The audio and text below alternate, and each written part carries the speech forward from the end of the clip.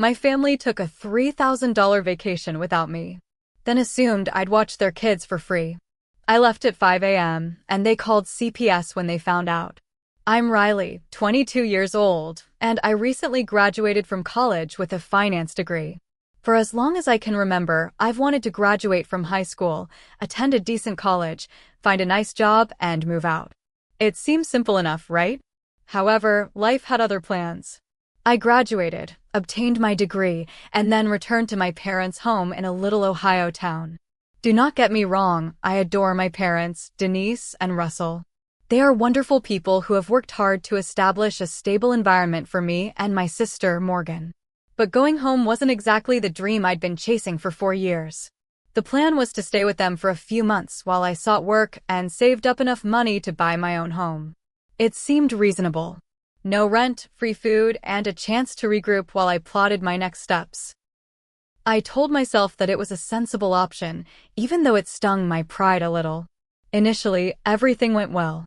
Within a week, I was employed as an analyst at Western Group, a mid-sized corporation that specializes in financial planning for small businesses. The pay was not high, but it was consistent, and the benefits were decent. That evening, I came home feeling as if I had taken my first important step toward independence. Mom was in the kitchen preparing dinner and Dad was watching television in the living room. I grabbed a plate of food, sat down at the table, and presented the news. I got the job, I said, delighted. I start Monday. For a moment, I thought they'd be excited. I was anticipating some congratulations, maybe even a "we're proud of you." Instead, they exchanged that look that parents give when they're about to say something terrible. Mom lowered her fork and smiled tightly. "That's great, Riley." "Really?" "We knew you'd find something quickly." But Dad chimed in. "We've been meaning to talk to you about something." My stomach dropped. This wasn't going to be good. Mom sighed and folded her hands on the table. "With my arthritis getting worse, I've had to cut back my hours at the library. And your dad's hours at the auto shop have been reduced. They're talking about more layoffs, too." I inquired, knowing exactly where this was going. "And we could use some help with the bills," Mom said, apologizing. "Just until things stabilize. You wouldn't have to pay rent or anything. It's just the utilities and groceries have been harder to manage." I sat there staring at my plate. When I returned, I decided to contribute here and there to support my own expenses, but that was more than I expected. Nonetheless, they were my parents. They had always been supportive and they were not asking for much. "Yeah, of course," I said, pretending to smile. "It's the least I can do." Looking back, that was the moment when I should have set boundaries. But guilt is a strong emotion. Over the next 6 months, things settled into a pattern. I'd wake up, go to work, come home, and crash. Every month, I sent my parents a sizable amount of my wages to pay bills, groceries, and other costs. On top of that, I took on minor tasks they claimed they didn't have time for, like running errands for Mom when her arthritis flared up, or correcting Dad's Excel sheets because he wasn't a computer person. It was not just about money. I had not anticipated having to provide time, energy, or patience. At first, I convinced myself that it was only temporary, a tiny gesture to my parents, who had always been there for me. However, as time went, I started to notice minor nuances. If I mentioned wanting to save for my own place, Mom would sigh deeply and say, "It must be nice to think about moving out when the rest of us are struggling to get by." Dad was no different. He'd shake his head and say, "Some people have no idea how hard it is to make ends meet." Whenever I spent money on myself, such as when I bought new work clothes, it wasn't just the guilty feeling. It was a total lack of appreciation for everything I had given up. My friends stopped inviting me out because I couldn't afford to attend. My desire to see the metropolis faded with each month as my savings account refused to grow. When I told Mom that I was considering having a second job to help save money faster, her only response was, "Well, just don't let it interfere with what we need." That stung. What we need. I was giving everything I had to keep this household together, but it wasn't enough. But I didn't believe it was very malicious. They weren't nasty or demanding, but the guilt trips were subtle and constant, like pouring water over a rock. Meanwhile, I began to feel stuck. I had planned to stay for 3 to 6 months at most. But the more I assisted them, the more they appeared to rely on me. The bills continued coming in, and I kept paying them, all while my ideal of freedom receded further away. Still, I told myself it was only temporary. I just needed to save a little more, and I'd be done. I even started looking at city apartments, thinking what it would be like to have my own place. However, before I could take the next step, life threw me another curveball. It was a Friday evening in late spring. I had just gotten home from work and was looking forward to a peaceful night of Netflix and leftovers. Mom was in the kitchen and Dad was outside tinkering with the mower. Everything seemed normal until the doorbell rang. I answered the door to see my older sister Morgan standing there looking agitated. Travis, her husband, was behind her holding a bag. Their 2 children, Ava, 5, and Milo, 3, ran around the yard like sugar-fed tornadoes. "Surprise," Morgan said, flashing a large fake smile. I stood there for a second, unsure what to say. Travis behind her looked tired as he carried suitcases and a duffel bag. "What's going on?" I eventually asked, stepping aside as Morgan marched past me like she owned the place. "We need a place to stay for a little while," she said, already walking toward the living room.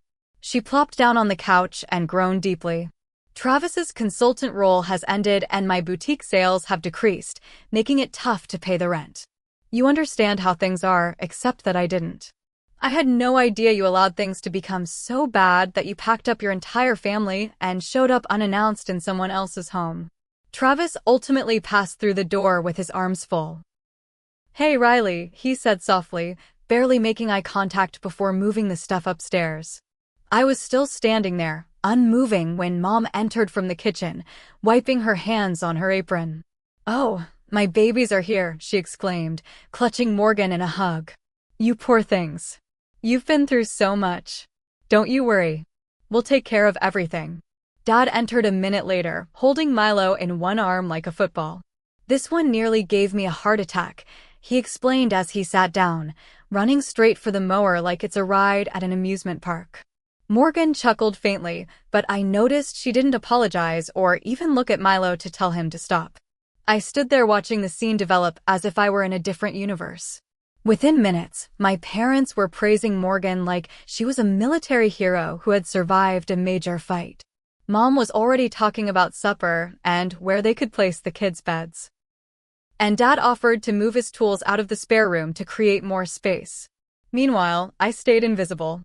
That night, I sat in my room trying to focus on a budget spreadsheet for work, but all I could hear was chaos downstairs.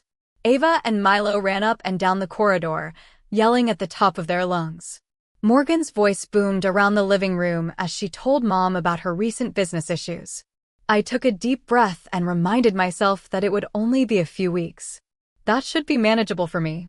The next morning, it was clear Morgan and Travis were not leaving anytime soon. They unloaded all of the bags, filled the spare room closet, and even took over a cabinet shelf for the children's food. And without saying anything overtly, I was picked as the babysitter. It started little. Morgan would casually ask me to keep an eye on Ava and Milo while she and Travis ran to the store. "It'll just be an hour," she'd say, grabbing for her purse. However, that hour generally lasted 2 or 3. Weekends were the worst.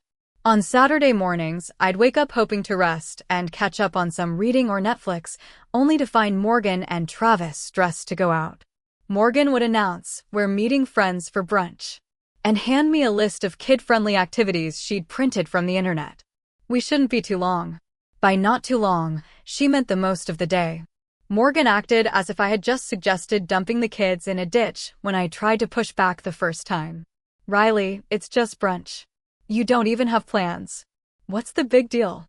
"I was planning to spend the day catching up on work," I said, pointing to my laptop.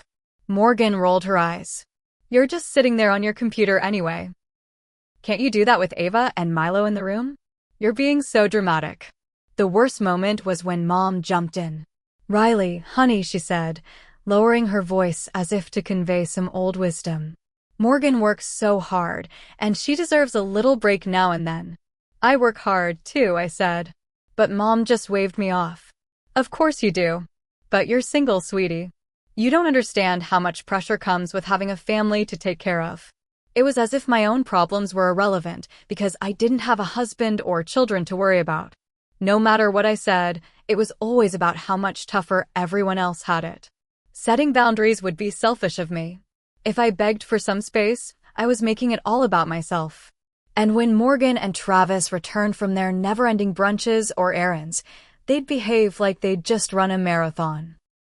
"You don't know what it's like out there," Travis once said, sagging into the couch as if he'd spent the day digging trenches instead of sipping mimosas.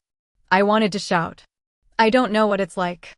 I had just spent 6 hours stopping Milo from eating Play-Doh while Ava asked for a snack every 5 minutes. Of course, bringing it up would be overly whining. I spent my Saturdays watching Bluey and trying to keep Milo from throwing blocks at me while Ava demanded snacks every 5 minutes. Mom and Dad conveniently left during these extended babysitting sessions, claiming they needed to do errands or complete garage tasks. When I told Morgan later, she rolled her eyes. "Riley, they're just kids. It's not that hard. Not too difficult." It was simple for her to say when she wasn't scrubbing crayon smears off the walls or explaining why eating Play-Doh is a bad idea. The worst part was that few people seemed to appreciate what I was doing. Morgan acted as if I was being dramatic any time I mentioned it. Travis rarely spoke to me unless he needed something. And Mom and Dad seemed to think everything was just norm. I attempted to bring it up one evening after dinner. "Hey Morgan, would you and Travis be able to chip in for groceries this week?" She looked at me as if I had asked her to donate her kidney. "We're barely scraping by as it is, Riley. You know that." Travis nodded attentively. "It's tough out there right now." I bit my tongue and let it go.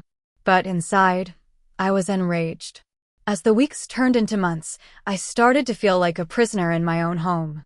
My bedroom became the only place I could hide, but even that wasn't safe. Ava and Milo had fun breaking in unexpectedly and dumping toys and crumbs everywhere. Everyone but me realized this was not a temporary scenario. Morgan and Travis were becoming overly comfortable, and I was paying the price both financially and emotionally.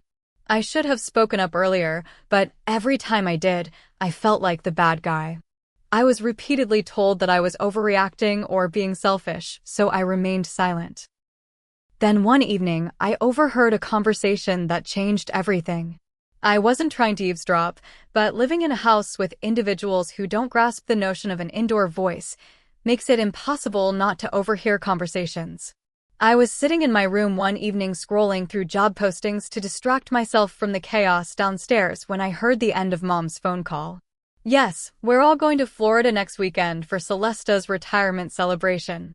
It'll be so nice to have the whole family together for a proper send-off," she said with a grin. I froze. Florida retirement celebrations.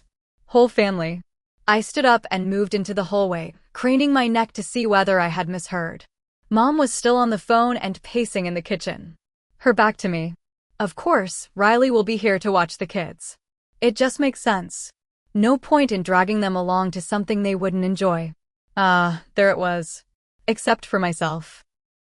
The whole family would go to Florida. Apparently, I had already offered to stay behind and babysit. I went back to my room thinking, how could they just forget me? The more I thought about it, the angrier I grew. Not only was I not informed about the trip, but they did not even contemplate including me.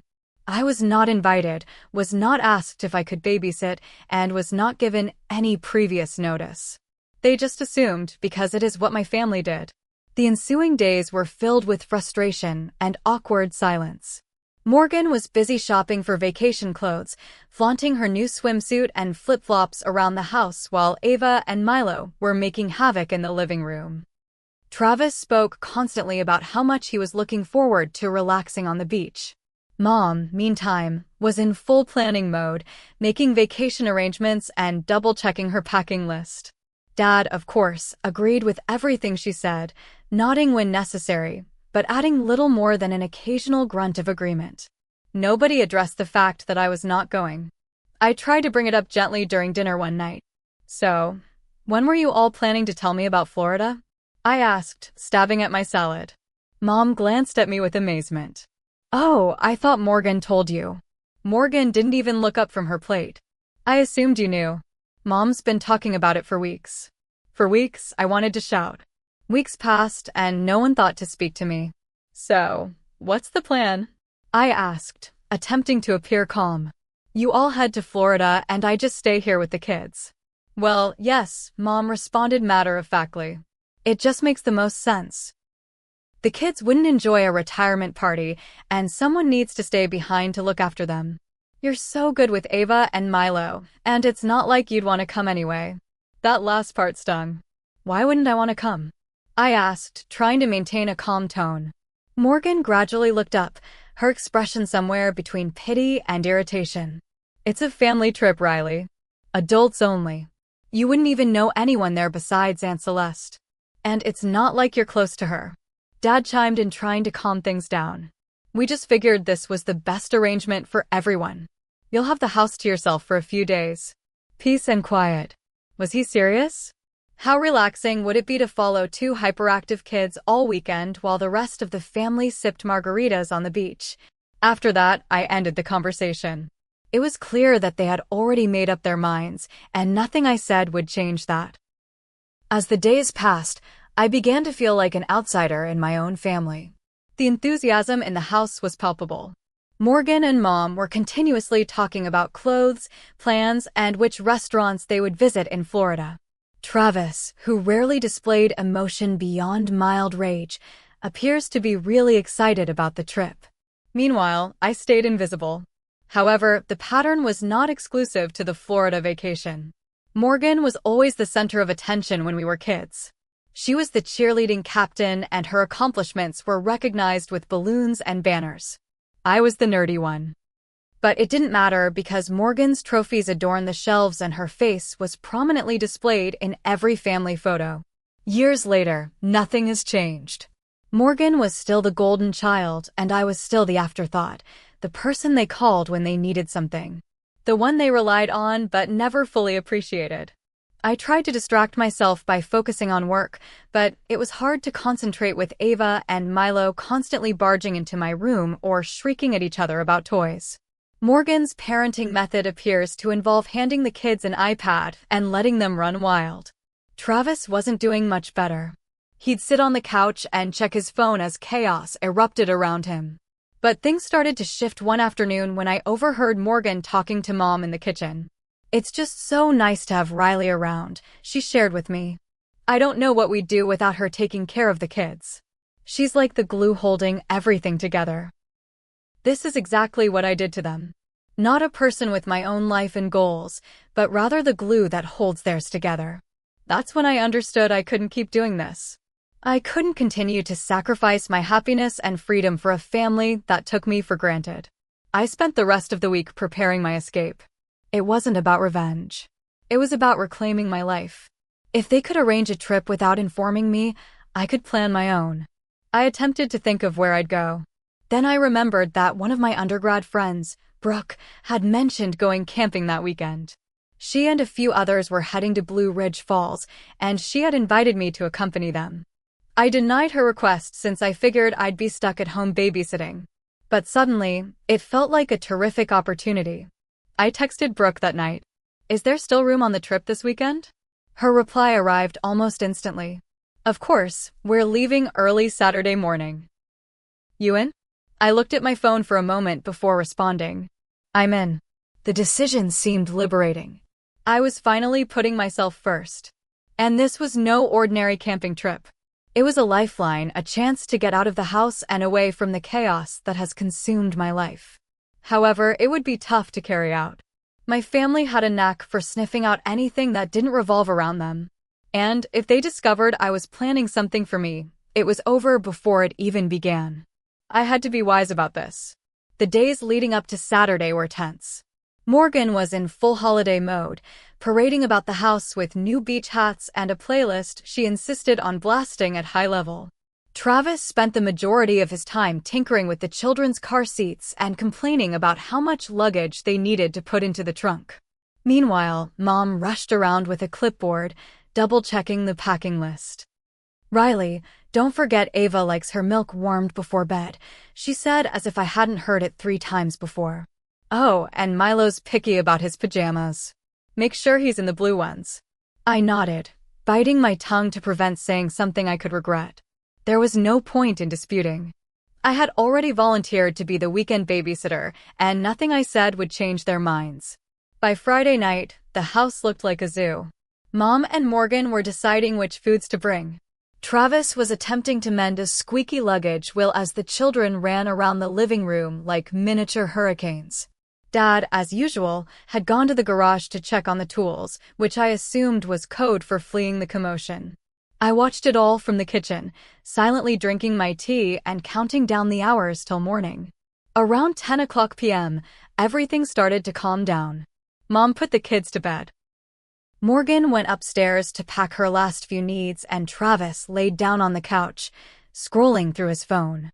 I waited until the house was completely silent before entering my room and grabbed my duffel bag. I'd been packing slowly all week to avoid suspicion, putting my hiking boots and clothes at the back of my wardrobe. I carefully packed my toothbrush, flashlight, and a few snacks before sealing it. My heart was racing with anticipation rather than dread. This was not just about camping. It was about restoring control of my life. My alarm rang at 5 a.m. sharp. I got out of bed, grabbed my duffel bag, and tiptoed to the door. The house was extraordinarily quiet, the type of quietness that only occurs in the early hours of the morning. I held my breath as I opened the front door, cringing as it creaked more than expected. I froze for a second, waiting for someone to call after me, but nothing occurred. The air outside was cool and refreshing. I took one last look at the darkened house before getting into my car and started it. As I backed out of the driveway, I felt a sense of relaxation. I was free. The journey to Blue Ridge Falls was both peaceful and pleasant. The farther I traveled from home, the lighter I felt. I turned on the radio and relaxed for the first time in what seemed like months. Although I kept thinking how my family would react when they got up, I tried to distract myself and focus exclusively on myself. Brooke had texted me the camping location, and when I arrived, the sun had fully risen. She was already there, unloading her car and setting up her tent. "Hey, you made it," she exclaimed, waving as I parked beside her. "Of course," I responded. "Wouldn't miss it for the world." The campsite was just secluded enough to feel like a real escape, but not so far away that we couldn't find a good route or two. Brooke introduced me to the remainder of the group, which included her college classmates and coworkers. Everyone seemed comfortable and nice with few questions. We spent the morning erecting tents, gathering firewood, and determining which paths to explore. By midday, we were deep in the woods. It was unusual to be surrounded by nature instead of screaming children and constant requests. Brooke and I settled into a relaxed rhythm, discussing work, life, and everything in between. She didn't inquire about my family, and I didn't respond. This excursion wasn't about them. It was about me. That evening, we gathered around the campfire to eat marshmallows and tell stories. "This is exactly what I needed," I said, relaxing on my camp chair and enjoying the warmth of the fire. "Same," Brooke replied, adding another log to the fire. "We should do this more often. Just get away from everything, you know." I nodded and stared at the flames. For the first time in a long time, I felt completely calm. Nobody begged me for favors. Nobody was guilt-tripping me. No one asked me to sacrifice my time and energy for their benefit. As the night went, I found myself laughing harder than I had in ages. It wasn't just the jokes or anecdotes. It was the feeling of being surrounded by people who didn't demand anything from me. During this time, I did not check my phone once. When we returned to the campsite that evening from our journey, I was fatigued in the greatest way possible. My legs hurt, my face was sunburnt, and my heart felt lighter than it has in months. I was no longer concerned about my family's expectations or regular demands. I was contemplating what I wanted, where I was going, and how I would get there. That is until I opened the front door. The house was a mess. Toy dinosaurs, crayons, and what looked to be an empty cereal bag were all sprawled out across the couch. The faint smell of something burning lingered in the air, and I could hear voices coming from the living room. "Riley's here," Mom replied. Her voice not as warm as usual. It seemed sharp, like if she were about to unleash something on me. I left my duffel bag at the door and entered the living room. Mom, Morgan, Travis, and Dad were sitting together, their faces flushed with wrath. Ava was screaming aloud, and Milo was curled up on the floor holding a juice box. "What's going on?" I asked, trying to keep my voice calm. "What's going on?" Morgan said, standing up and pointing at me. "You disappeared without telling anyone. That's what's going on." "I told you I wasn't babysitting this weekend," I replied, crossing my arms. "You didn't tell us where you were going or what the hell you were doing." Mom screamed, flushing. "I'm an adult. I don't need to check in," I said, my patience fraying. "Well, when we realized you weren't here with the kids, we panicked," Travis had told us. Panic was not even close to describing it. They said they were shocked when they discovered I wasn't at home on Saturday morning. My car was gone, my room was empty, and I had left no notes. Instead of assuming I had gone somewhere or taken a much-needed break, they immediately went to the worst-case scenario. "We thought something had happened to you," Mom said, her voice quivering. "We even called CPS. That stopped me in my tracks." "You called CPS for what?" "For abandoning the kids," Morgan cried as if it were the most obvious thing on the planet. "First of all," I replied, waving my hand to interrupt her, "I never agreed to watch your kids this weekend. You all decided that on your own without consulting me. Second, calling CPS on me for not being here is insane. What exactly did you tell them?" "Hi, we wanted to abandon our own kids with someone who didn't agree to it, but now she's not home, so please arrest her." "Did they laugh before or after they hung up on you?" "That's insane." "It wasn't insane when we didn't know where you were," Mom exclaimed. I couldn't take their foolishness anymore. "So, what happened when CPS showed up?" "They left after we explained everything," Morgan said softly. "But do you have any idea how embarrassing that was?" "Embarrassing?" I questioned, my voice rising. "You called CPS because I didn't stick around to babysit your kids, and you're worried about embarrassment." The argument escalated from there. Morgan accused me of being selfish and irresponsible. Travis mentioned something about how I had let everyone down. Mom continued mentioning how I had abandoned my family. Dad, of course, sat there shaking his head in disappointment, as he frequently did when things did not go as planned. By the time the yelling ended, I was too tired to fight. I took my duffel bag and went upstairs to my room, closing the door behind me. The chaos remained until Monday. I left for work early, not wanting to deal with any more guilt trips or accusations. However, my phone was already inundated with texts. "Mom, we need to talk about your behavior this weekend." "Morgan, Riley, you totally screwed us over." "Travis, you owe the family an apology." I disregarded them all. At work, I tried to focus, but the stress of the weekend hovered over me. My coworkers could tell something was wrong, but I wasn't about to unload my family drama in the midst of the break room. By the time I got home that evening, I was ready for round two. Mom was waiting for me in the kitchen from the time I entered. "We need to talk," she said, folding her arms. "I'm tired," I told her, attempting to walk by. "Riley," she said firmly, pushing in front of me. "This can't wait," I grimaced and set my luggage down. "What now?" Mom's face softened, but her voice remained severe. "Your sister is hurt. She feels like you abandoned her when she needed you most." I looked at her bewildered. "She needed me for what?" "To babysit her kids while she went on vacation." "That's not my responsibility, Mom." "You should do your part as a member of this family," she said, her voice full of anguish. "Funny how that only applies to me," I commented.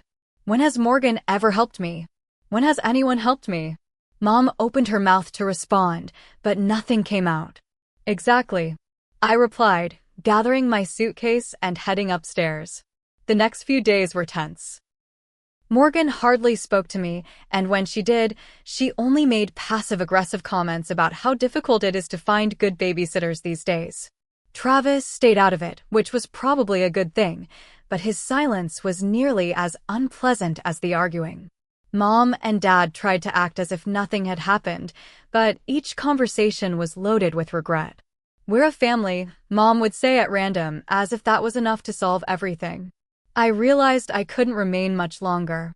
The house felt more oppressive than ever, and no amount of space or time could improve the situation. One evening when I was folding laundry, Dad knocked on my door. "Can we talk?" he asked, his tone quieter than usual. "Sure," I said, even though I was not in the mood for another lecture. He stepped in and sat on the edge of my bed, staring down at his hands. "Look, I know things have been tough lately, and I know you feel like we've been unfair to you." I stayed silent, waiting for him to continue, "But your mom and I are just trying to keep everyone together," I was told. "This family's been through a lot, and we're all trying to do our best." "Dad, I understand," I said, trying to keep my voice calm. "But I can't keep sacrificing my life for everyone else. I'm 22. I should be building my future, not cleaning up after Morgan and Travis." He nodded slowly, but I could tell he didn't quite understand. "We'll figure this out," he said after a long pause. "Just give it some time." I nodded, but I knew deep down that time would not make this better. By the end of the week, I had made a decision. It was time to leave. The house no longer felt like a home, but more like a war. I knew if I stayed too long, I'd lose what little sanity I had left. I began searching for apartments. After months of paying bills that weren't mine, my savings were small, but they were enough to get me started. I found a handful of listings that looked promising. Nothing extraordinary, just clean and tiny. I looked at my phone for a moment before phoning Aunt Celeste. She picked up on the second ring.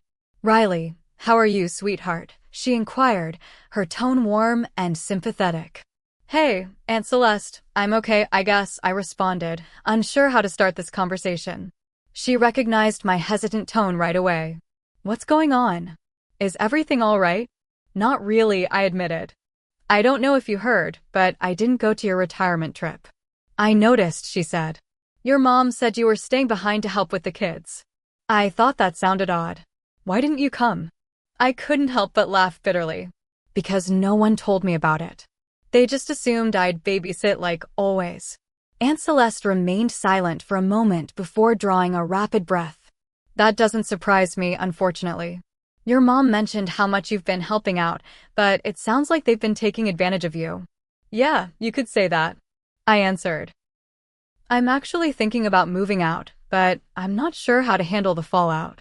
"Well, sweetheart, you've done more than enough. You're young. You shouldn't be tied down like this. Move out, set boundaries, and let them figure out their own mess. It's not your responsibility to fix everything for them." Hearing those words felt like a weight was lifted off my chest, she added forcefully. "And if you need help, let me know. You deserve better than this." That conversation gave me the motivation I needed. The following morning, I informed the landlord that I would no longer be paying rent starting next month and that my parents would have to take over. I hesitated to take this step, but I knew it was necessary. After that, I spent the day packing. I didn't bother alerting anyone, and there was no use in starting another dispute until I was ready to depart. I packed all I could put into my car, and the rest could wait. That evening, I arrived downstairs for dinner, ready to drop the bomb.